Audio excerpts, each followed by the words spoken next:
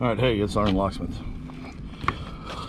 You'll see a couple videos of this style of a door that I'm doing right here. Let's go ahead about 12 inches from the back to the front. We're going to use the curved part.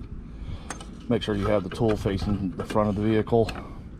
And the way the door curves, lay the tool against the glass so it follows a contour. That way you don't hit the guard. And when you come down, slowly just rotate the tool and you'll know you're under it. And when you come down, listen. If you hear, you'll be able to tell the difference. That right there, knows how it springs. I'm on a linkage. Rotate it, put it in a little bit of bind, and there we go. And this is the tool we're using. And thanks again for watching.